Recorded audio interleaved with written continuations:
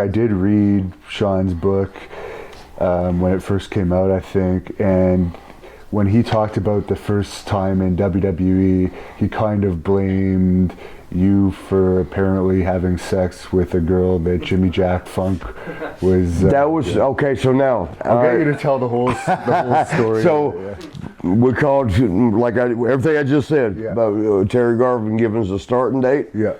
Boom, we're gone. We went in there. We were nice about it. Told AWA like, hey, hey, thank y'all for but we got to go else. Y'all, we weren't rude about it like saying this. Y'all was sinking ship. That's floating big. We went over there, but the first night in the WWF, first night, and we're nervous as hell, man. Because remember, I was just telling this today. When we came in the back doors, Sean and I, 5'11", 210, 220 pounds. We walk in the back doors. Plus, AWA, they had nice lighting. And they had a nice, sound system, for music. But when we walked in the back doors, our first day at WWF, there's fireworks, there's explosions going off, there's people rappelling from the ceiling. We're like, wow, the production is just crazy, We're like, wow. I mean, we was overwhelmed just on that. And then there goes Big John Studd, 6'9". That's the first guy that walks by. We've seen him on TV. But to see a 6'9" guy in person walking by and just look at you and nod. And then I think it was and of course Andre's big ass. Andre Giant walked by. He's just a monster from outer space. 7'4". Yeah, he goes by. I think King Kong Bundy was the smallest one. He's like 6'4", 300. He went by. The first four, and Hogan went by, and I'd never met him to that point. And he's a monster. He's a big dude. It was then. Yeah. And I actually, Sean saved it. I panicked. I'm like, no, let's go, man. We don't fit in here. Let's go. I was scared. The one-man gang, remember him? Yeah. He walked by, he was 6'7", 300. I was like, where the hell do we fit? Where are we in this? Yeah. Let's get out of here. Let's go. But we made it through that night. We went out to the club. It was Buffalo. And there was a club, I think it was Ramada, we don't even need to say all that. Whatever club or hotel it was a bar there. All the guys, took care of the boys. We always do that. We have our bar. And we're in there, and Terry Garvin said, mingle with the guys, mingle with the guys. You need to, don't seem like an outsider, So, we're in there cutting up, fraternizing, cutting up with the boys, and Jimmy Jack Funk. At first, he thought we were pretty boys, which if you look at this face, he must have been drunk. In comparison, maybe. Yeah. So we're in there, and I'm having a great time with Jimmy Powers. Remember the Young Stallions? Yeah. And Jimmy Powers and I, we're hitting it off. British Bulldog, Davey Boy Smith, we're hitting it off. We're having a great time. But Jimmy Jack's over there messing with Sean. He's like, come on, punk, I heard y'all was supposed to be some badass partiers. Let me see you do this. And he takes like a little wine glass or a glass, drink glass, and he bites it. It's a bar trick. It's not even hard to do, but Sean ain't never seen it. And Jimmy Jack, hey, you do it, punk, and hands him a glass. And Sean's like, no. Come on, you punk. And he gives him a little shove. Not bad, but just, a little intimidating shove. And I'm sitting there thinking, fuck, where's this gonna go? This ain't going nowhere good. I'm just sitting there, and he grabs another glass, he breaks another one, bites it, breaks another one. And he says, come on, punk, I thought you could party. You guys ain't shit, you can't party. Because he wouldn't break a glass. So finally Sean was like, well, I can't do that. And he takes it with them champagne glasses, the tall, thin one things. He takes one there, he goes, and breaks it over his head. Well, Jimmy Jack fell in love. You're like, oh, you guys are pretty cool. Starts hugging up. Now he's all happy, because he broke a damn glass on his head. But so that whatever goes on the end of the night, closing time, MJ, that'd be me. MJ, I end up with this one girl. It's like, let's go. Well, Jimmy Jack comes up to me and he goes, let's go up to the Denny's and get something to eat. Well, I was like, yeah, I was hungry too. I was okay with that. I'm like, okay. And so he's like, I'm going upstairs to get my wallet. And so we're waiting by the door.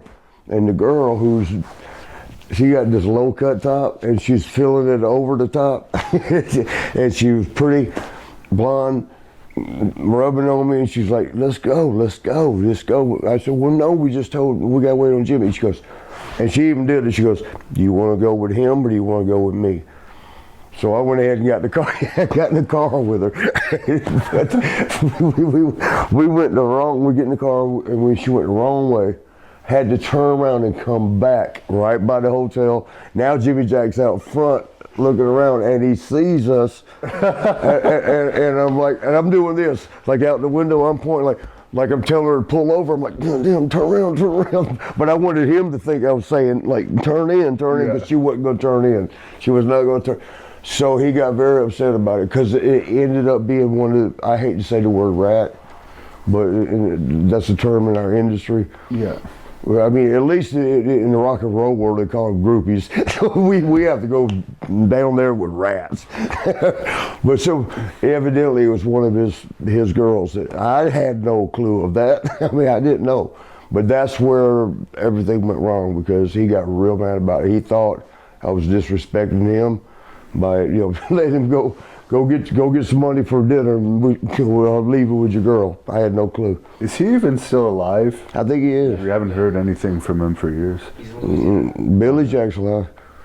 Billy Jack, remember Billy Jack Haynes? Yeah, I've actually been trying to track him down, but the phone number that his ex-wife gave me doesn't work and his email doesn't work. But I love old Billy Jack, but he was different.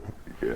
Still is, but I still love him as my boy. So I guess the next day you go to the second set of TV tapings. Yeah. All this goes in your face. Yeah. It was at the catering. They have a good food and stuff set up for you. TV tapings, you always get to eat good. That's one good thing about it.